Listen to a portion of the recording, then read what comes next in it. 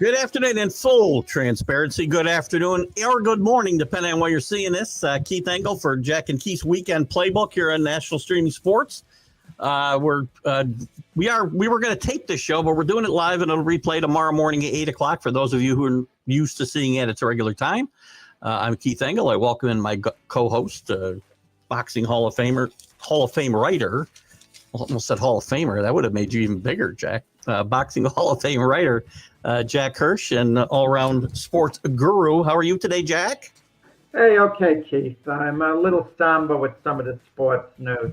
Yeah, it's a tough day. I mean, we get into these games and we get all excited, and we forget sometimes that these guys are real people and bad things happen in life. And sadly, in a story that's really, it's ironic that this young man just played maybe the best football game of his life, scored his a touchdown, the Cowboys' only touchdown. We're talking about Marshawn Nealand, died in an apparent suicide today, late last night, whatever it was, in Dallas. The self-inflicted gunshot wound is the apparent cause. Some other details around it are shady, or not shady, but murky. So we won't necessarily get into that. But we have to take a step back when these things happen and remember that these are real live people with real life lives and problems and everything else. And it makes you, take a step back here and there. It's a sad, sad story. And our thoughts and prayers go out to his family and friends at this awful, awful time. So, well, not all the details are out yet. So, I'm going to reserve. Yeah. I don't want to say judgment opinion because the judgment is like it's a terrible tragedy. Yeah. And you feel for a young person who would have had their whole life ahead of them, what exactly went wrong. And, you feel for his family and his friends, obviously. And you think of his teammates. Here's a guy who was practicing with you in the locker. And a lot of his teammates, I'm sure, thinking, what any signs we should have noticed, any inkling of what went on. And all of a sudden you show up to practice and the guy's locker where his change is empty and so on. I mean, it really hits home. I mean, it's going to hit home members with the Dallas Cowboys and terrible thing. It is a terrible thing. There are a few more details that I'll just touch on quickly. There was a police pursuit sometime last night, and he crashed his vehicle, and then he made his way, back to his home, and then took this path, which, again, you don't know what's going through somebody's head, and especially with football players today, right? We know that it's a brutal game, and there's a lot of punishment that happens. Not to really speculate, but again, you just never know what's going on. I tell my wife, I've told people this throughout my life. Everybody thinks there's everybody's, what they see from outside somebody's home looks all perfect and roses, and we don't know what's going on inside a home and a head, and it's really sad. And it will be tough for the Cowboys, and on a professional level and a personal level as well. Well, I'm going to tell you, people move on, but you have to feel for his family, the others close 100%. To him. Do they ever fully recover from it, the impact it has on them? Look, I was at Yankee Stadium a couple of nights after Thurman Munson got killed in an airplane crash, and the Yankees lost that game 1-0, and you could tell the Yankees were walking zombies. Yeah. Even Billy Martin came out to argue a call. It looked like he was virtually crying. He had no pep energy to argue the call, but he knew it was something he had to argue. So he went out there half-hearted, and he was wiped out by what happened with, Thurman Munson. This Woody, other players. All of them, yeah. The game. It was just awful.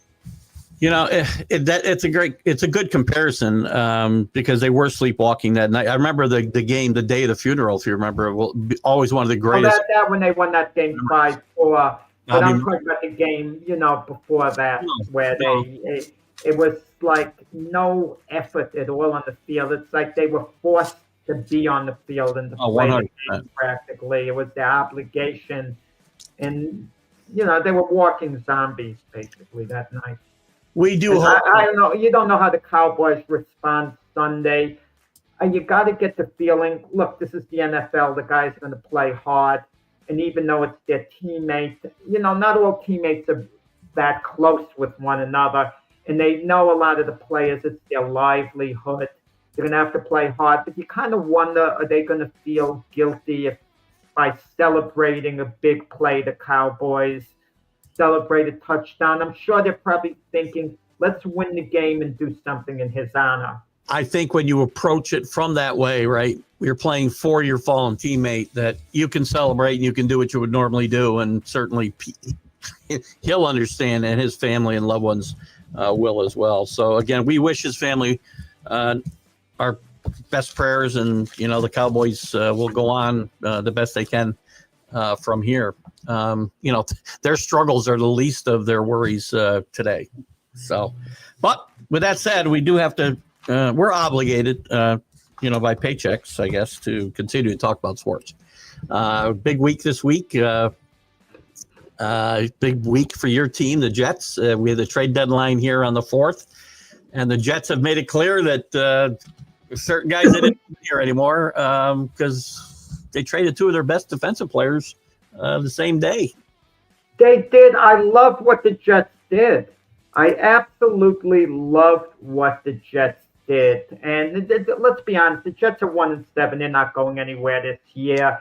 You'd like to see them win a few more games, perhaps. But then again, if you're a Jet fan, I'm not sure whether that makes you happy because you want to, have the best possible position in the draft. Yeah. But correct me if I'm wrong. There's not any one particular player, quarterback that stands out right now.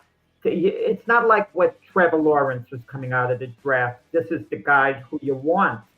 No, there's not one guy. It might be an offensive lineman. There's some really good defensive players out there. But it doesn't matter that much whether at this moment, whether you're picking first or fourth. Mm-hmm. That's the point I'm trying to make. And look, even if you're picking a few slots down, it could be a blessing in disguise. Take the case of your New England Patriots. If they had the first overall pick in the draft, they may have taken Caleb Williams, who went number 1. They may have taken Jaden Daniels, who went number 2. But they were going number 4, so they took the 3rd quarterback available, Drake May. And if you gave the Patriots a chance to have a do-over, they're not trading Drake May for Caleb Williams. And I doubt if they would trade him for Jaden Daniels as well at this point. I don't think they would, even though you're a little shaky on that. No, I don't. I wouldn't. I would not trade him for either one of those guys, quite frankly. Right. So, just chill out. And even the year the Jets drafted Sam Darnold, they moved up from number 6 to number 3 spots, and they gave the Colts 3 second-round draft choices just to move up 3 slots. And had they not done that, someone else could have drafted Sam Darnold, and the Jets would have been forced to settle maybe for Josh Allen. So you're excited as a Jet fan, right? I mean, you got a lot of number 1 picks, you got this, but you just gave up on 2 number 1 picks. No, let me explain. Sauce Gardner, as a rookie, was sensational. He lived up to his billing. The 4th overall pick in the draft, he lived up to where he was drafted. He was outstanding in his rookie year. In his second year, Keith, he was merely good in his second year. This year, he's been a little better than good. You could say he's been pretty good, but he hasn't been great. Mm-hmm. He's been pretty good, okay? Yeah. He's the best corner on the team. And so, but what did the Jets get back in return? They got 2 number 1 draft choices, Adonis Mitchell, who was a 2nd-round draft choice a year ago. And they have more cap flexibility where they could make certain roster moves. But you can't look, Keith, at just what a guy has done for you. You have to look, what is he going to be moving forward? And I couldn't say with absolute confidence that Sauce Gardner was going to be a perennial All-Pro the next few years. I couldn't say it with absolute confidence. He's a sleek guy. He's not a big guy. He's not the greatest tackler. He's a little small on for the position. And I think he's going to a great situation at the Colts, and I think a change of scenery would do Sauce greatly. So the question I have is this: the Jets admitting they made mistakes with these two guys, or just now we want to? No. Let me finish my question. Or is it just now Aaron Glenn and the new GM? They both only been there since January, saying it's time to move on and build this team in our image. You have to strike when the iron is hot and make the deal. If the Jets didn't make this deal for Sauce Gardner, they were never going to get this type of offer again. I'm going to give you a case in point. Brian Burns, outstanding defensive end for the Carolina Panthers. The Rams offer 2 number ones for Brian Burns. The Panthers turn it down. Yeah. Burns plays the next season for the Panthers. They wind up trading him for what, a 5th-round draft choice or something like that. I forgot what it was, to the Giants. Yeah. They practically gave him away at that point. And look how good Burns has played for the Giants, even though the Giants haven't played well. He's played really well. Okay? And good, excellent move for the Jets. Keep in mind, Adonai Mitchell could turn out to be a good number 2 receiver, complement for Garrett Wilson, now that he's going to get a full shot at playing. You know, the Colts had Michael Pittman there. They just couldn't fit him in, and he did that bonehead play where he held the ball across the line and lost possession and helped cost his team a game. I wonder whether that played into it at all, at the Colts making the deal. But the Jets didn't want to trade Sauce. They weren't looking to move him. But when the Colts kept upping the ante, you know, if it was 1 number 1 draft choice, the Jets weren't going to make the deal. Mm-hmm. Once it got the 2 number 1 picks, that's serious capital. And then you take Quinnen Williams, okay? The Jets traded him at the perfect time. Perfect. Because Quinnen Williams had 2 years left on his contract. And you know he was going to start complaining because he'd already, behind the scenes, reportedly was questioning whether he wanted to be a Jet. He would be tweeting things. You know his contract was going to be a major pain in the butt in training camp and so on. And the Jets weren't ready to make him one of the highest defensive linemen in the NFL. Not quite. They weren't going to give him Myles Garrett, TJ Watt type of money. They didn't want to quite go there, and that's the type of money he'd want. So they were offered a number 1 by the Cowboys and a 2nd-round draft choice. And again, cap flexibility. You're going to get a lot of it in addition to a couple of good players. You know, I get that. I understand exactly why the Jets did this, and I don't have a problem. I'm a little more concerned, not concerned. Did the Jets really think they were competing with this team that they had this year, the quarterback that they had, and the skill position players they had? And if they didn't, the GM's just in January, right? You got a new head coach that they brought in as well. Maybe you should have cleaned house a little bit sooner and maybe been competitive sooner. When would you have gotten the offer to Sauce Gardner at the beginning of the season? Certainly not from the Colts. The Colts obviously were hopeful of having a really good year. I'm sure that this has exceeded their expectations. Yeah, I would have said that, quite frankly, they might have got more for Sauce before the season started. They're not going to get more than 2 number 1 draft picks and essentially a number 2. Because Mitchell was a 2nd-round draft choice a year ago. So then in reality, they got 2 number 1s and a number 2. Well, they have to give up with a team when you're 1-7 or 1-8, whatever they are. Where were they going to go? The Jets were not going to go 8-1 the rest of the year to finish 9-8 and give them a small chance of making the playoffs at 9-8. That wasn't going to happen. Yeah. Everyone knew the year was over in that regard. And they could have kept Sauce. They could have continued to pay him the big money. He would have been a cornerback next year. He would have been good. He would have been good next year as well. But at some point, you know, I mean, what are you benefiting more? They're getting 3 players, good players back in return for him and cap flexibility. And draft picks. I mean, again, 3 players. I'm talking about 3 number 1s I got And you. Adam Mitchell really, who's But equivalent of a second-round draft choice. I can't call you a winner. I mean, again, whether you win on this or lose on these trades is going to depend on how well you draft or what you do with these picks. I mean, they have a lot of flexibility to move around and do whatever they want to do. Because you talked about, the best players coming out this year, depending on where those picks are, you might be better off trading back and getting more picks even. But let me tell you something, okay? And you're fully aware of this. There's no one that resembles a John Elway in the draft. But could you imagine you got a player the equivalent of John Elway coming out, who everyone knew would be the first pick in the draft, and the Jets move forward and they offer that team 5 number 1 draft choices in exchange for the number 1 pick. So essentially, they'd be offering 4 extra players, that team would be getting, because they flip-flop for the 1. But if you could get a generational talent, a future Hall of Fame quarterback, it's worth it. But the point I'm trying to make, you have so much draft capital now, the Jets. 2 number 1s this year, 3 number 1s next year, and of course you have a couple of second-round draft choices in there.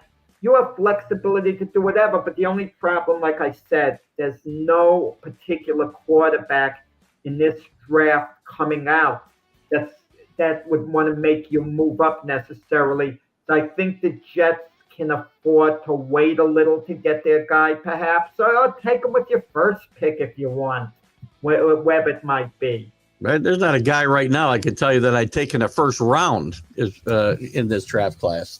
Somebody will go, and a couple will go. But Like number 1 on Carson Beck. I don't think Carson Beck's the number 1 draft pick. No, I think he's a second rounder at best. That doesn't mean somebody won't take a flyer on him somewhere in the first round, but I think they're nuts if they do.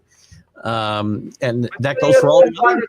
Didn't do this in the beginning of the year, because in the beginning of the year everyone has hopes. I thought the Jets would go about 7-10.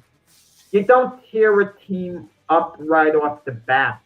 Okay? You do starting over from the top up down, though. You can. You have to do.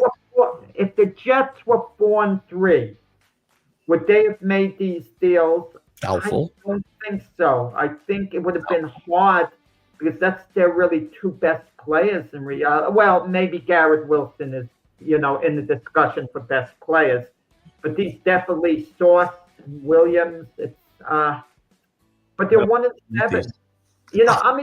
I'm against teams making moves because they're having a bad season, because there's always next season. Can the guy help you next season? Quinnen Williams was going to be a problem next season because of the contract issues. Understood. Just wisely got ahead of the curve. Wisely got ahead of it. But you just said you're not in favor of. Hey, and let me finish, because there's more to this in the first part. That you're not in favor of making moves just because you're having a bad season. But they should have got out ahead of Quinnen Williams if they were winning or in contention. 4-3 would have been playoff contention, right? Or 5-3, whatever you want to call it. And they made these moves. I think the fan base would have gone freaking bonkers, crazy. What are you doing? Well, if they were giving up on the season while they were in playoff contention, it would have been tough. Quinnen Williams has no sacks this year, but he's been great against the run, and he has some pressures on the quarterback. So all in all, he's done okay. I mean, all in all, I think sacks could be a little overrated, because you could get a guy, because it's really one big play. Let's say a guy has, 2 sacks in a game. It doesn't mean he played a good game. It means he had a couple of good, plays where he broke through and got to the quarterback. Yeah. But you make the best deals when you can, when the values are the highest. And for the Jets to get a first and second round pick for a player who was going to be a pain in the butt contract-wise, he wasn't that anxious to be in New York because he's tired of losing. Quinnen Williams with his 7th season, he's tired of losing. He's not enthusiastic. Well, listen, I'm in favor of what the Jets did here. I think they came out very well. Depending on how they do with these draft picks, will tell how well. I think on the other side, though, I think these are win-win situations for both teams that make the deals. So the Colts their futures right now. I mean, they make their chances of winning the Super Bowl that much better because Sauce Gardner, even if he's having an off season, is still one of the best cornerbacks in the league. And now they put two of the best cornerbacks in the league together. Yeah. And this team, to me, is a favorite in the AFC now. This is you trade the future for today all the time because there isn't a lot of todays where you're here in a position to win, and they are. And I like this move out of the Colts, this aggressive move as well, especially for the Colts and for the Cowboys as well. They're a little bit, maybe reaching a little bit more because their future is not as bright right today as the Colts. I like what the Colts did too. Well, if you read between the lines, Keith, the Colts are now making a long-term commitment for Daniel Jones. You don't trade away your best draft capital unless you're happy with your quarterback, because you could always use that draft capital to try to get a moderately good quarterback who might be available. Not one of the tops, but at least middle of the pack. And so they're buying in on Daniel Jones. As far as the Colts being favorites, let's not get carried away. Getting Sauce Gardner absolutely helps. Absolutely helps. The secondary, it strengthens it to a large degree. But you get a big game in the playoffs, and the Colts certainly appear, headed to the playoffs. And it looks like they have a good handle on their division, unless it unexpectedly tightens up. If they played the Buffalo Bills, for example, assuming the Bills, and you can't assume it for sure, do beat New England in their rematch, then they win the division, the Buffalo Bills. Give me Josh Allen against Daniel Jones anytime. Daniel Jones isn't going to play Josh Allen to a standstill. But he's not the only guy playing. So, and again, here's the only guy playing. Absolutely. Buffalo has had some weaknesses against the run, and with Jonathan Taylor, the way he's been running the ball, absolutely. But the Colts in a prime position. They're buying all in for the Super Bowl. Well, they're buying all in for the Super Bowl, and despite what I just said, you can't really be dismissive of their chances. And that's why this Sauce Gardner pickup is them going all in, because they're preparing to play Josh Allen or Mahomes or both in the playoffs. And I think that's a smart move, because you're not going to be in this position every single year unless you're the Chiefs. I guess you'll be in that position every single year. The one move the Colts are making to try to push that team over the top. Yeah, they're looking at Sauce Gardner like he's one of the best cornerbacks in the game, or maybe even the best. That's how the Colts are looking at it. They're not looking at it, well, he's a top 10 cornerback. They're looking at it like they're rating Sauce Gardner perhaps as even the best cornerback in the game. Yeah. When you give up that much, that's how they look at another player. And sticking in the Eastern Division and teams that you and I have a big interest in, I'm a little disappointed in the Patriots for not doing anything to give Drake May, again, a guy who's an MVP candidate. This team may or may not be as good as we think they are. I don't know. But they got a lot of money to spend. They have some draft capital. Obviously, the price was too high for them to spend. They were interested in Jacoby Myers, who moved, and they were interested in bringing him home. A bit redundant with Stephon Diggs, quite frankly, with his skill set. But they were in on Rashid Shaheed. They were in on him. He went to the Seahawks, and they were even in on Chris Olave, who I think would have gone for a second-round draft pick, and I think that was probably too expensive. But I'm not sure he would have gone for a second-round draft pick. Olave, I think, would have commanded a first-round pick at least. And again, even more reason why the Patriots. Yeah, but it sounds good.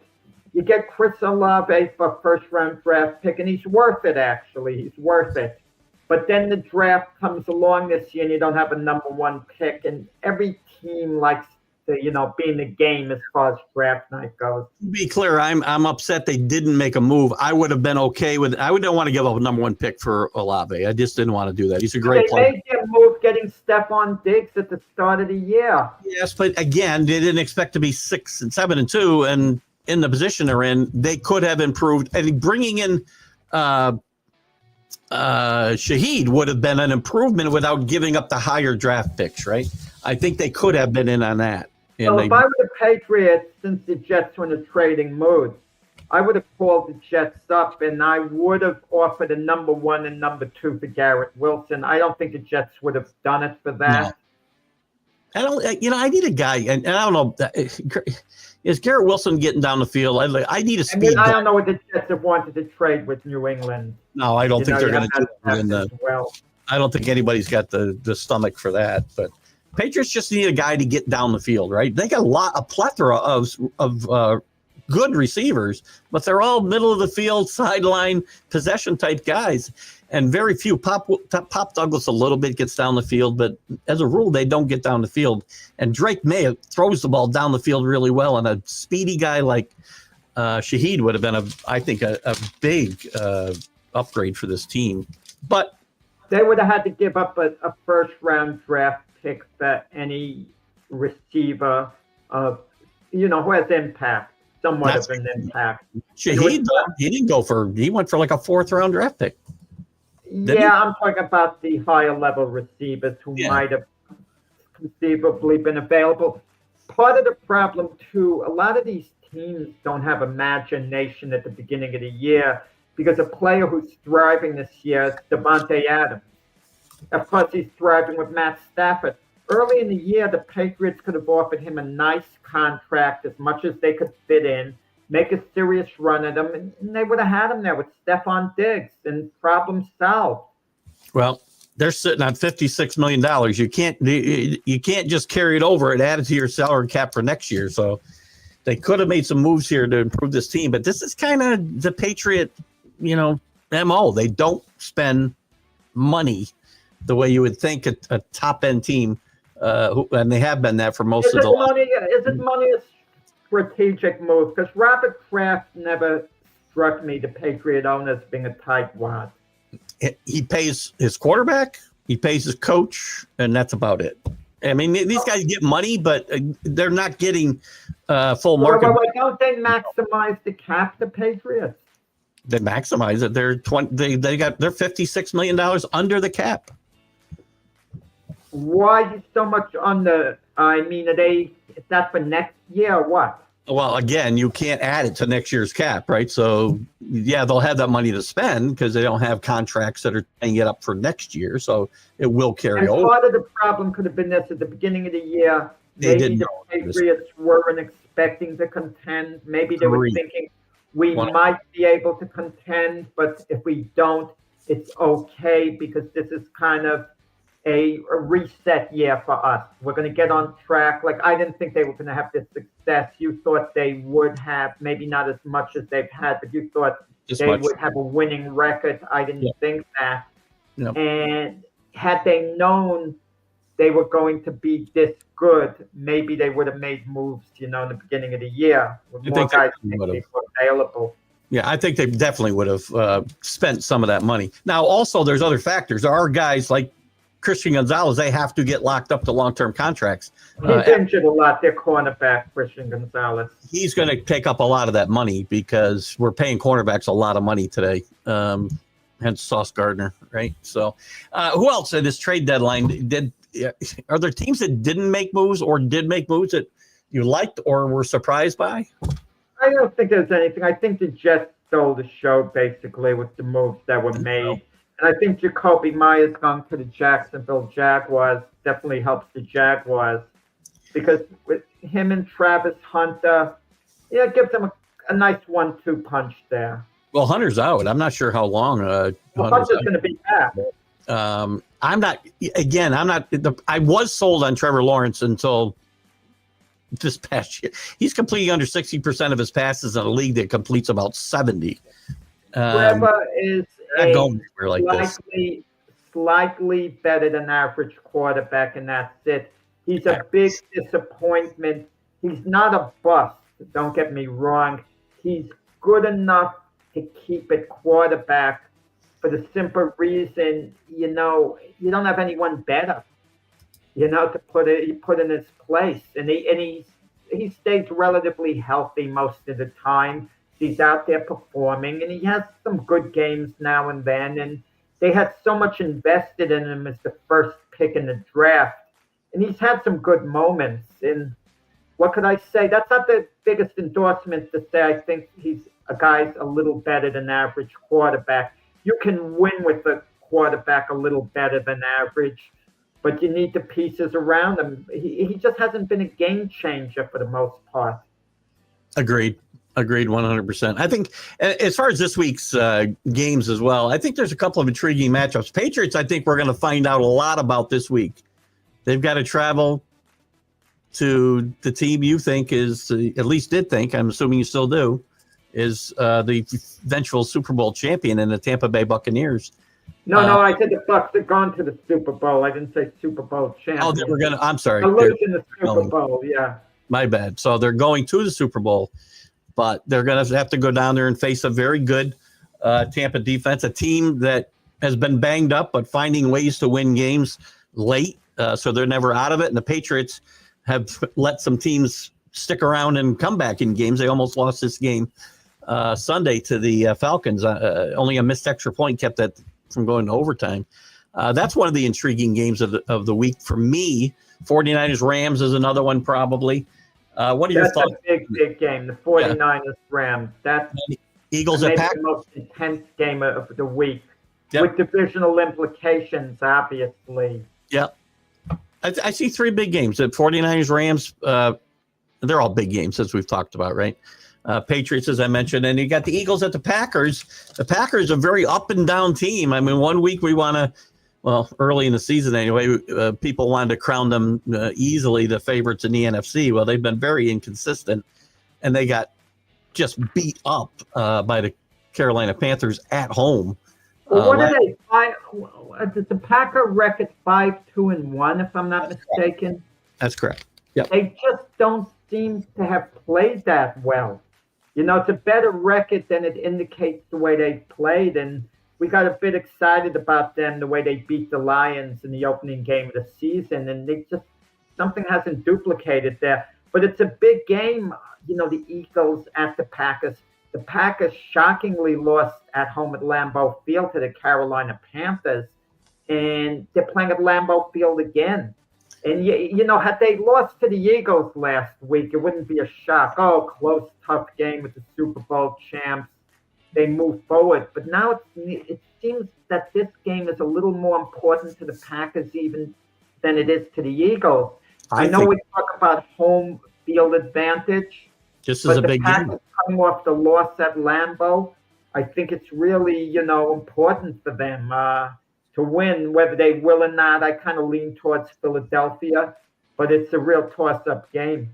It's an important game for home field advantage in the playoffs as well, because both these teams are actually their first and second. But I'm going to tell you, Keith, you have to play your season to do the best you can, and it's easy for me to say you can't worry about home field advantage.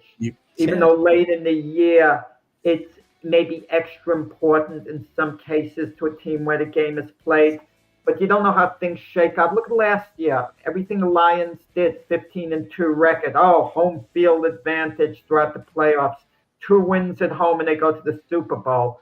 Well, first of those 2 games at home against the Lions, they lose decisively to Washington. When weather is going to be a big factor, home field matters. Like take 2 years ago when Miami had to go to Kansas City and play in, 100 below zero weather. If that game wasn't played in Miami, I'm not saying that the outcome would have been different, but the way the game was played certainly would have been different.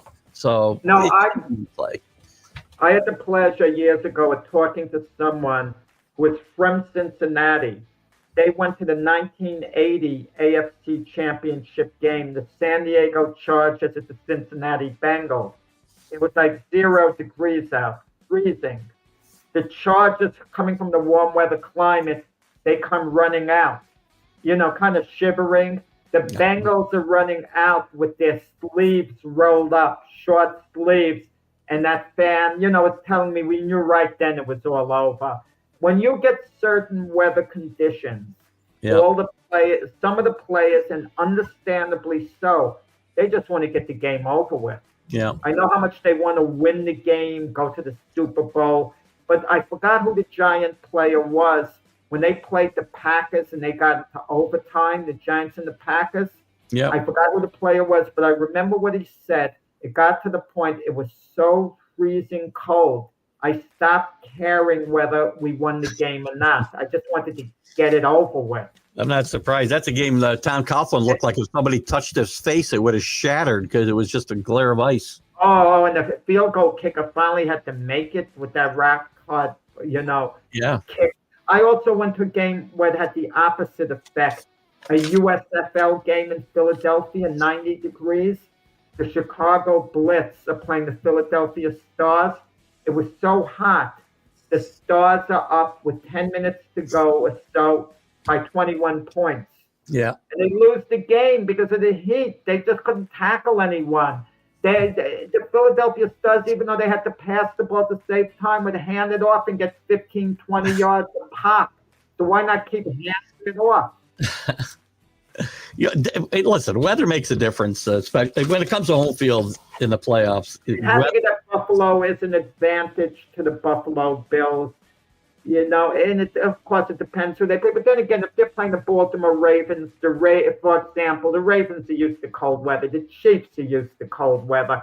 I think it affects a team like the Jacksonville Jaguars coming from warm Florida. 100%. Coming into the cold. I think that has more of an effect. The Patriots took advantage of this for years and for 2 decades, really. The playoffs, they were always playing, and because of TV, they'd want them in that 8:00 Saturday night window, the first round they'd play, and they'd always be playing in freezing conditions. Yeah. And the Titans would come in there and wilt. The Colts would come in there and wilt. So it does make a difference. Yeah. But the other game you mentioned, the 49ers and Rams, that's a huge game in the division, in the conference. I don't know. Purdy's questionable still. I don't know if they want to bring him back. Mac Jones. Mac Jones starting. Are we reaching a point where Mac Jones is the quarterback? We could get there, not quite. You know what? You get the feeling. It's like you worked in an office years, and someone, has been sick, and they're ready to come back a little early, but the guy replacing them has done so well. You tell them, no, don't rush back. We want to be sure you're 100% well. Don't worry. Take your time. This way you could be efficient. You get the feeling that if the Niners badly needed Brock Purdy and he was 75% okay, they would have him come back. But now they want him to be 100%. And yeah, but it's still Brock Purdy's the guy because he got the contract. Yeah. And if push comes to shove, is Mac Jones really better than Brock Purdy? Probably not. But for this team, they originally wanted to draft Mac Jones, so they loved him, but they detoured to Trey Lance for whatever reason.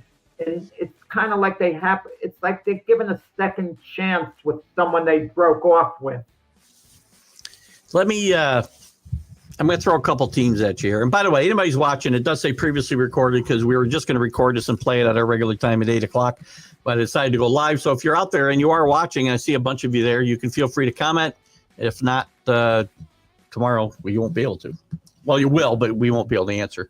Let me throw a couple teams out at you, and I want to get are these teams for real, which means they have a chance to win a Super Bowl, okay? Or they're just not for real. The New England Patriots, I'll start with right at the top. New England Patriots, are they for real? No, it's not real. No, that cannot. Contender. Pretender. This year. At some point on the Grable, they'll be a serious threat. But no, this year, pretender. Pittsburgh Steelers. Pretender. The Baltimore Ravens, even though under contender. Because I think the Ravens they're a couple of games behind the Steelers. I think when all is said and done, they're going to catch them at the wire, and they're going to be the type of team the Packers were many years ago. The 1 year Aaron Rodgers won a Super Bowl. I agree on both of those. I'm on the fence with the Patriots, so still on the fence. This week's going to mean a lot to me. If they win in Tampa Bay this week, I'm going to tell you they're for real. They're not going to win at Tampa Bay, but we'll see. There you go. Colts. Contender. Much as I hate to say it, I don't hate Daniel Jones, but I've been a critic. Not of the way he's played this year. He's been excellent this year, but this move with Sauce Gardner buying all in, the enthusiasm, what's going on around that team right now, they all in. They really believe they're contenders, and I have to go along with them. I agree 100%. On this team, Daniel Jones can be a championship quarterback. Daniel Jones could conceivably. Yeah, Daniel Jones doesn't hurt the Colts' chances of winning a Super Bowl. He doesn't hurt it.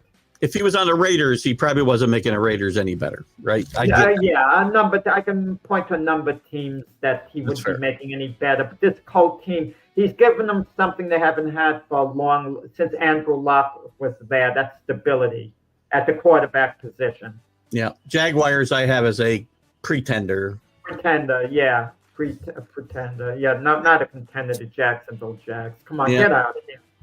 Texans obviously are a pretender. Broncos. Contender. I don't sell Sean Payton short. That defense is arguably the best defense in the NFL. And starting to play like it. They didn't early. And Bo Nix, is good enough, to lead that team. The Bo Nix and the defense both got off to really bad starts the first couple of games this year and have turned it around. This team's won 6 in a row. They're definitely a contender. You think, the Broncos took Bo Nix number 12 in the draft. The Raiders went 13.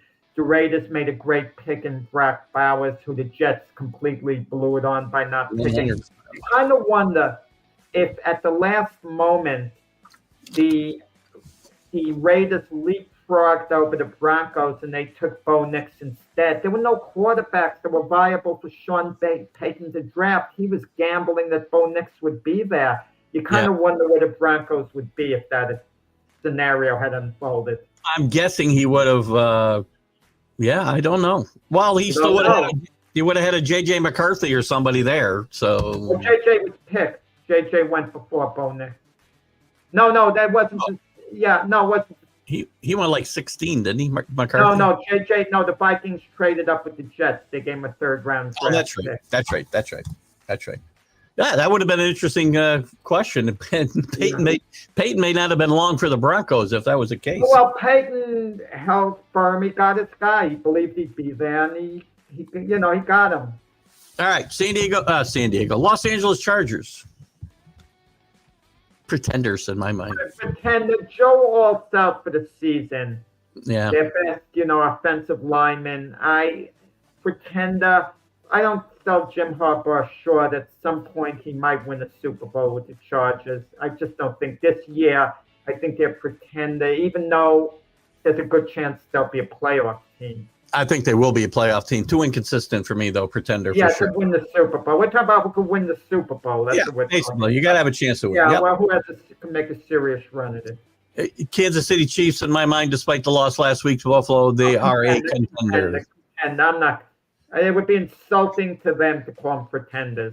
As Agreed. long as they have a reasonable shot at it mathematically, they're always going to be serious contenders. Same with the Eagles. You can't. Of course. They're not contenders. They're champions. Yep. Something doesn't feel quite right with the Eagles, but obviously I can't call them anything. They're contenders. The NFC is more wide. The question you could ask, is it harder to get to the Super Bowl from the AFC or the NFC? No, the AFC. The AFC. I think the AFC, yeah. I'll throw this name out there only because I have to, contractually obligated. The Dallas Cowboys, pretenders. Why are you wasting the people's time with this, Keith? Trying to be cute or whatever. Gotta listen. You cannot have this 3-5-1. 3-5-1. I mean, come on. I mean, unless contention, they just made a big trade with the Jets. Yeah, Quentin Williams is going to help them, and they got got a really good player, Logan from the Bengals. Okay. And I mean, the Cowboys' chances of making the playoffs, Not good. Come on. Not Green good Bay. at all. Green Bay Packers leading the North. By the way, Contenders, definitely contenders. Lions contenders. The Lions you can't sell short. I absolutely, the Lions the Lions have never been to a Super Bowl, the franchise. I'm sure if I'm a Lions fan, if I'm a Lions fan, I sign a contract. I can lose 75-0 in the Super Bowl. Just get me to the Super Bowl. They've never been there. I don't care what goes on in the Super Bowl. We could get slaughtered. Let us just get there. I don't know that they'd be happy with that, but they'd be happy just getting there. I mean, another 5-3 team. Another 5-3 team has been very inconsistent, but is in the playoff hunt. The Chicago Bears. Pretender. I would agree. Caleb Williams, I like him a lot. I like his attitude a lot. He's fearless. He's absolutely fearless. He's been improving. He has a good arm. The Bears have been penalized like this and that, but they're not quite there yet. I've defended them and him a lot. I do think they're pretenders, but Caleb Williams still needs to clean up some stuff. He holds the ball too long, but he's not as far advanced. In the past, they give a quarterback time to get better. Maybe that's what went wrong in New York with a guy like Sam Darnold. He needed just to develop over a few years. But the problem with any quarterback, Keith, you develop him for a few years because you invested heavily in him. Yeah. Then you see after a few years, you wasted your time. Look at the Bears with Mitch Trubisky, 3rd overall pick in the draft. They kept sticking with him. And, what for? Good call. And by the way, you're also affected by the guys who are picked in the same draft as you and doing better, like Drake May. So it's unfair sometimes to compare the situations. So but I don't like people second guessing, well, why didn't they take him or him? They didn't say it at the time. No, I'm not saying they should take the others. They're just comparing them to their success. Why isn't he doing better? That's all. Yeah. Well, situations, everybody's different. Everybody progresses at different ways. Different speeds. Speaking of which, JJ McCarthy's back and Vikings beat the Lions, but I still say they're pretenders big time. Well, let me ask you this: 2 years from now, or 3 years from now, the Vikings, are they going to wish they kept Sam Darnold, or are they going to be pleased with JJ McCarthy? A peek into the future. Are they going to wish they stuck with Daniel Jones or offered him a deal because he was the Vikings backup last year? That may be a better question. No, I think Jones is a good question because Jones, you knew wasn't going to stop, but Darnold, they had a decision to make. I think 3 years from now, the Vikings will be very happy with the decision that they made. I think JJ McCarthy will develop into a more than competent quarterback in this league. Okay. Your Buccaneers, I know, contenders without a doubt. Oh, absolutely contenders. This is, the Buccaneers have been a playoff team the last 5 years. They've won their division the last 5 years, and the Buccaneers have been in the most mediocre division in football imaginable. I mean, they won the division 1 year with what, an 8-9 record? They go 9-8. This year they have a team, genuinely decent team. When all is said and done, the Buccaneers are probably going to be about 11-6 to thereabouts. But they're a better team this year. Their defense has it all together under Todd Bowles, who's Roots as a defensive coordinator. Baker Mayfield is absolutely fearless, playing the best football of his career, I think. And he's got the weapons. I mean, Buccaneers are going to surprise people in the playoffs. They've always been competitive in the playoffs, even post-Brady. They've been competitive. meaning they haven't gotten blown out really. Yeah. And they even won a game against the Eagles. What was it, a couple of years ago? Just 2 years ago, yeah. Yeah. But I think this year they take it up a level. I'm risking getting a text threatening my life for this one, but Carolina Panthers, they're better, but they're pretenders. Complete pretenders. Give credit where it's due. I laughed off their chances against the Packers at Lambeau Field. As did we all. You can hold that against me. So for me to say they're pretenders, if you asked me, were they contenders or pretenders to beat the Packers at Lambeau Field, I would have said pretenders on that, and they won the game. So, yeah, they're 5-4. But listen, if the Panthers go 9-8, very successful season. 100%. Now, this division is much tougher. Seattle. I think Seattle's a contender. I think Seattle is the best team in the NFC right now. You know, this is going to shock you a little bit, okay? I know the way they're playing. Mike McDonald, maybe coach of the year. Sam Darnold looks like they're going to invest in him beyond this year, pick up his option, for the other couple of years and give him an extension, go all in. I think pretender. I'm not sold. I mean, they were in a tough division with the Rams and the 49ers. I think when the smoke clears, the Rams are going to be the team that's going to merge there, not Seattle. And at best, Seattle, I think, winds up as a wild card, and it's one and done. People wonder what happened to the Baltimore Ravens defense. It went to Seattle with this guy. He's a really good coach, and I think this is the best team right now. Contender. Yeah, but I think we've seen this in the NFL before. New coach with a new team. They do really well in the beginning. Eric Mangini, man, genius. Even your guy, Josh McDaniels, didn't he win his first 3 games with the Broncos? He did. And you think these guys, they're having their magic going, and then it kind of wears off. And as long as they're building something good in Seattle, if Seattle makes the playoffs, it would be, really good year for them. I agree. But I think they're a contender. So we'll just be there. The Rams like contenders so far. For sure. They like it. Yeah, for sure. The Rams contenders 100%. Yeah, contenders. I'm going to tell you, have we underrated Matthew Stafford for his career? Yes. I'm kind of thinking I've been guilty of that too. I mean, just look at this guy. When we talk about the top quarterbacks in the NFL, we're always going, Patrick Mahomes, Josh Allen, Lamar Jackson, Joe Burrow. Why don't we say Matthew Stafford? All those years in Detroit. I mean, look how good he was in Detroit with, bad teams. He won a Super Bowl with the Rams. And after winning the Super Bowl, everyone thought the Rams were going to slip. They never slipped. They stayed relevant the whole time. I mean, if I told you that Matthew Stafford was a better quarterback than Joe Burrow, who we rate highly, are you going to get hype about it? If I tell you he's better than Lamar Jackson, are you going to get hype about it? Probably. You probably will get hype about it. Yeah, because those guys are great. They have careers. But look how good Matthew Stafford is. Very consistent player. I like Matthew Stafford. I like his Rams team too. 49ers, I have as pretenders.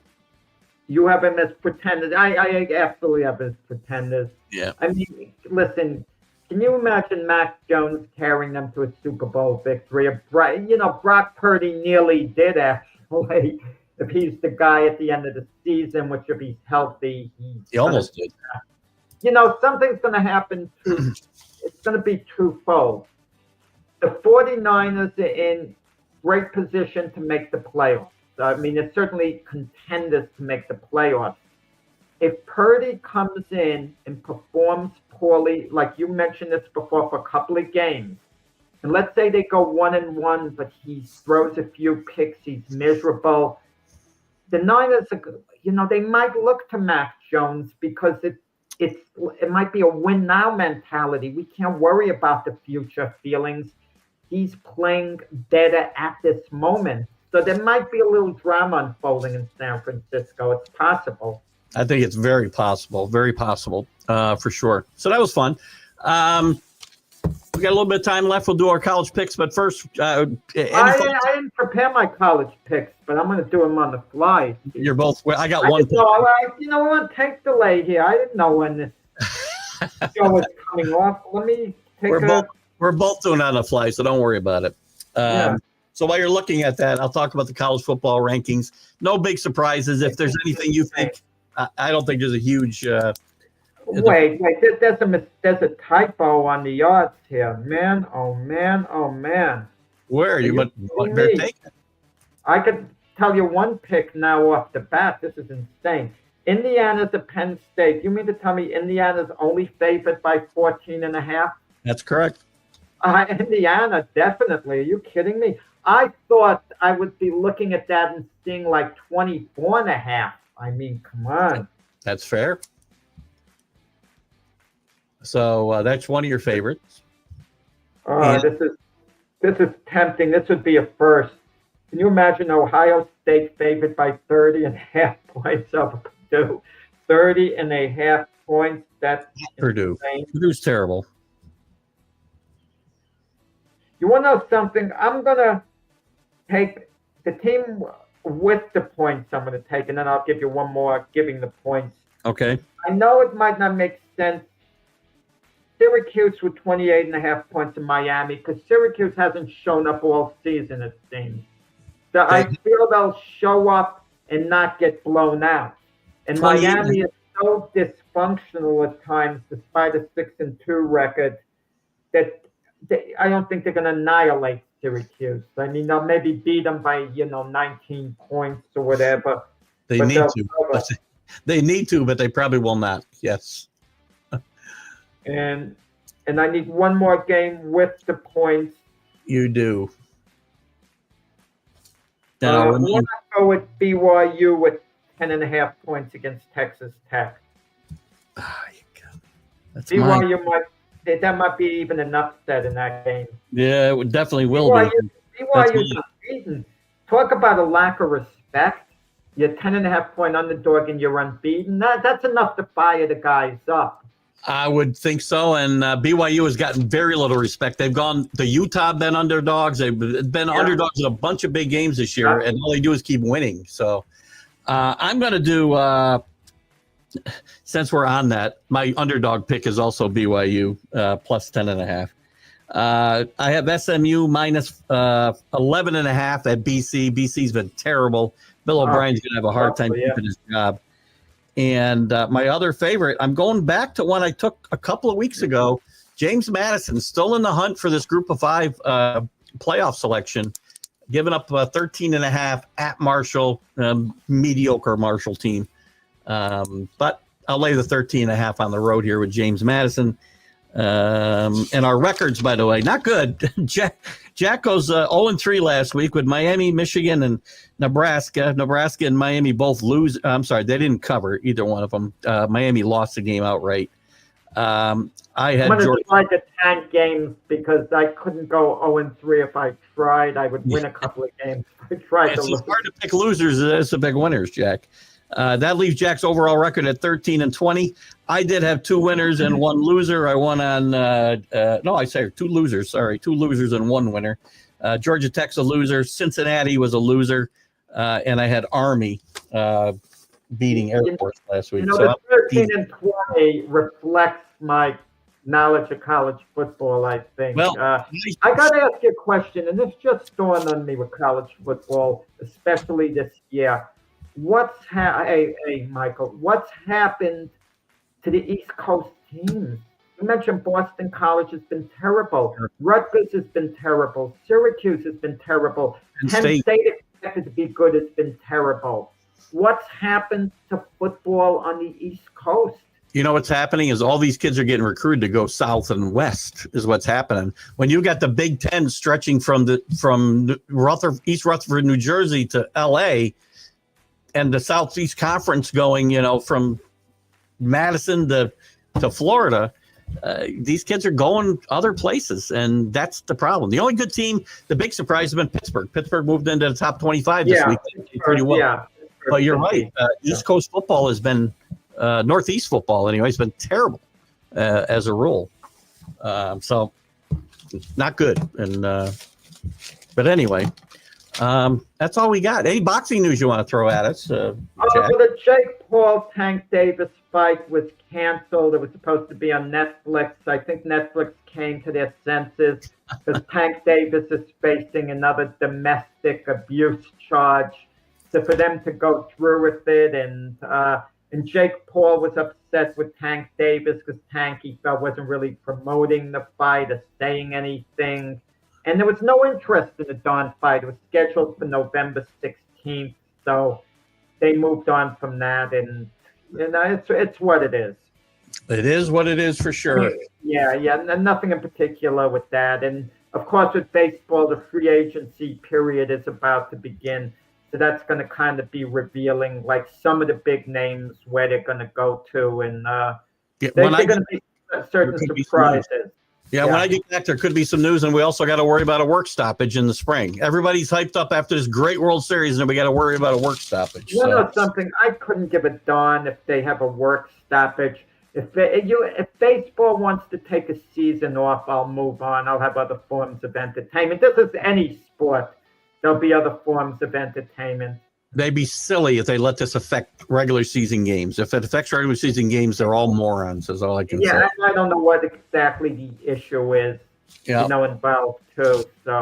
So guys, a couple of quick notes. Jack and I have done 3 shows to cover the next 2 Mondays and next Friday. So we got some boxing. We got a boxing show, pretty much. We got one that's nostalgia with boxing, nostalgia with baseball, pretty much. And the last show we just put in the can was kind of nostalgia about several different things, announcers and whatever else. We had a lot of fun doing these shows, though, and we hope you enjoy them.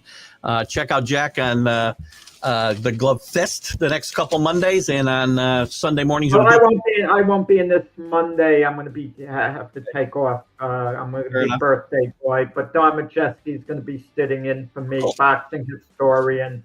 No one knows about the history of boxing, the most obscure things, the way Don Majeski does. So he's going to be sitting in for me. Well, the show will go on, and I also will be on the Big Football Show and doing the Sunday Stream of Consciousness live from whatever part of the Atlantic or the Caribbean I'm in at the time on the next couple Sundays. So you can catch me then. And have a great couple weeks, guys. We'll see you soon. Yeah, thanks very much. Bye, guys.